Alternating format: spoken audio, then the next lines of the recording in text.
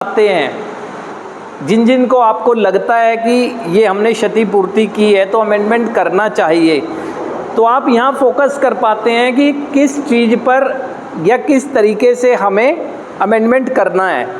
कहीं हम क्षमा याचना कर सकते हैं, कहीं हम कर्मों में बदलाव ला सकते हैं, है ना, कहीं हमें लंबा समय लग सकता है क्षमा मिलने में, कहीं हमें तुरंत मिल सकती है। ये सारा स्ट्रक्चर हमारे माइंड में होना चाहिए जब हम यहाँ से जाकर अपनी वो नई ज़िंदगी की शुरुआत करें।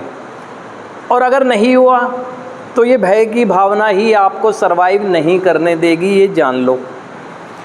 क्योंकि जैसे ही आप किसी व्यक्ति विशेष के सामने जाएंगे तो सबकॉन्शियस एकदम एक्टिव हो जाएगा आपका कि मैंने ये किया हुआ है, इसके साथ व्यवहार, दुर्व्यवहार शब्दों से, है ना, या अपने कर्म से। और अब जो मैं कह रहा हूँ कि मैं ज़िंदगी बेहतर करना चाहता हूँ, तो ये कैसे मुझ पर विश्वास करेगा, कहीं मुझे फेक तो नहीं समझेगा। आप अपनी ही सोच में उलझ के रह जाएंगे।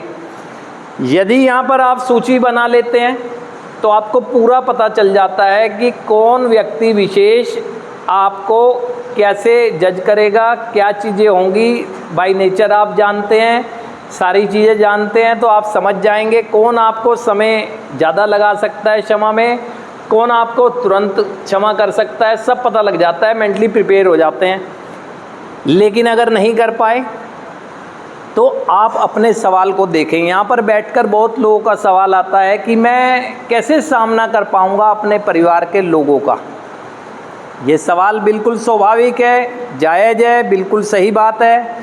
वो इसीलिए आता है क्योंकि आपने उन्हीं के विरुद्ध कई तरह के वाणी से, ख़ास तौर से ना, वाणी से बहुत ज़्यादा आपने आहत किया।